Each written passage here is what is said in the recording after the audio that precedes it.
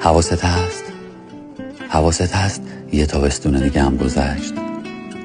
رسیدیم به پاییز، یه پاییز دوست داشتنی. الهی تو این پاییز دلت نگیره و غروبش غم نداشته باشه. الهی تو کوچه پس کوچه های دلت بغضی نباشه. پاییزی که مهر و آبان و آذرش تو رو یاد هیچ خاطره خیسی نندازه. یه پاییز دوست داشتنی که شاید مال من و تو باشه. الهی تو این پاییز هر برگی که میفته یه دونه از غمای تو دلتون کم بشه. به امید عشق.